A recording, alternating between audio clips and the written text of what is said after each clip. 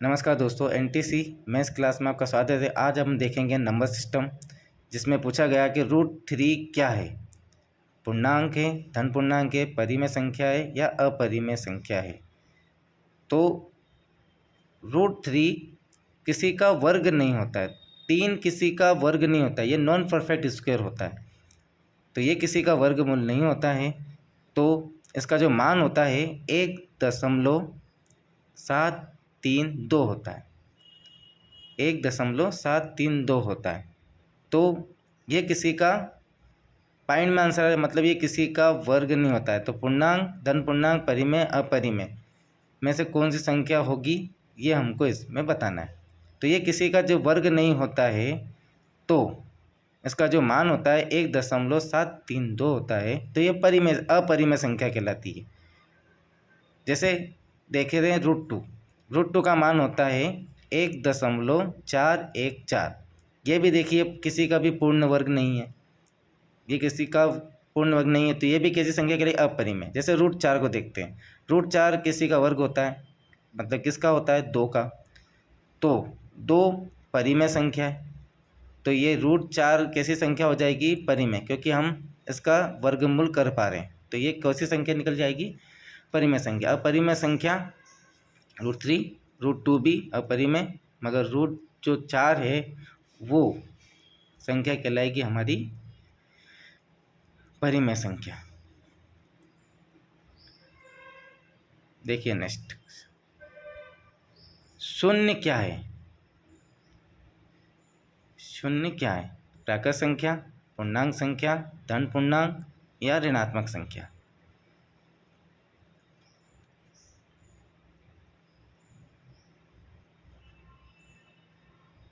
तो 1, 2, 3 अनंत तक हमारी प्राकृत संख्या कहलाती है, जो हमने पिछले वीडियो में ही पढ़ा था। और प्राकृत संख्या 1, 2, 3 अनंत तक जाती है। पूर्णांक संख्या मतलब यदि हम इसमें 0 को भी शामिल कर दें और 100 तक लिख दे या 10 तक, कहीं तक भी लिख दे, है ना, तो जो परिवार बनेगा वो पूर्णांक कहलाता है। मतलब 0 पूर्णांक संख्या में आता है। जैसे +1, +2, +3 यह धन पूर्णांक संख्या कहलाती है, और -1, -2, -3 यह ऋणात्मक संख्या कहलाती है। तो धन पूर्णांक संख्या 1, 2, 3 और ऋणात्मक संख्या -1, -2, -3। पूर्णांक संख्या हमारी हो जाएगी 0। तो प्राकृत संख्या, पूर्णांक संख्या, धन पूर्णांक और ऋणात्मक हमने सभी को समझा। देखते हैं अगला क्वेश्चन। किसी संख्या को 0 से भाग देने पर प्राप्त होता है। किसी संख्या को 0 से भाग देने पर प्राप्त होता है 0, 1, अनंत या इनमें से कोई नहीं। तो मान लो कि हमारी कोई संख्या 1 से, यदि इसमें हम 0 से भाग लगाते हैं, तो बहुत लोग क्या करते हैं कि इसका आंसर दे देते हैं 0। 0 से भाग देने पर सभी बोल देते हैं कि इसका मान क्या है, 0, जो कि बिल्कुल गलत है।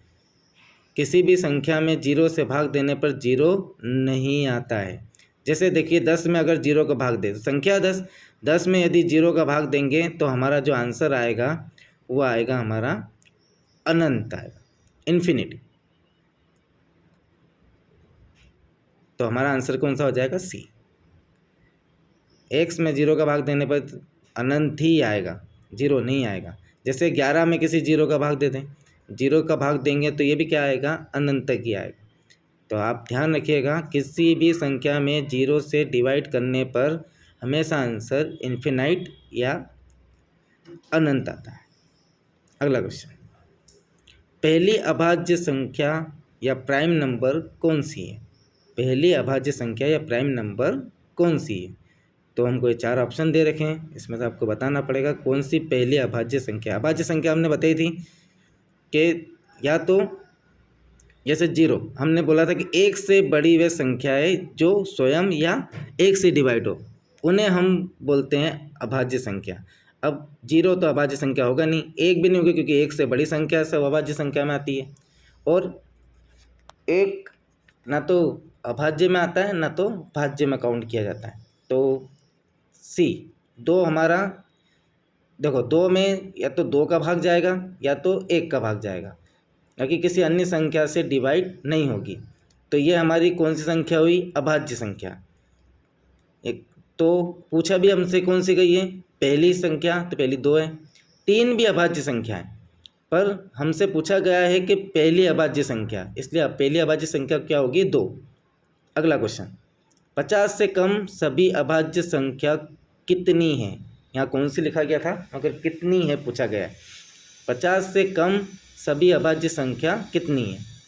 अच्छा, मैंने पहले वीडियो में बता रखा है आपको कि 50 से कितनी संख्या होती है, 1 से लेकर 50 तक कितनी होती है, 1 से लेकर 100 तक कितनी होती है। तो हम यहाँ पे लिख भी लेंगे।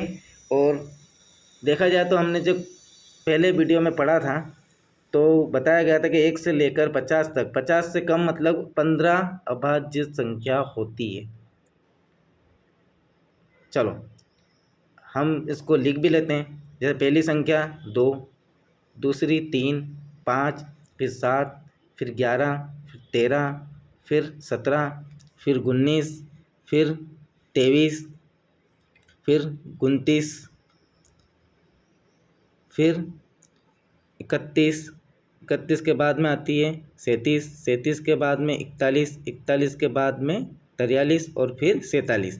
ये सभी 15 संख्याएं 50 से कम में हमको अभाज्य संख्या होगी, जिसमें देखो 2 में या तो स्वयं का भाग जाएगा, 1 का भाग जाएगा, 3 में, 5 में, 7 में, ये सभी ऐसी संख्या होती है जिसमें स्वयं का भाग जाएगा या फिर किसका भाग जाएगा? 1 का भाग जाएगा।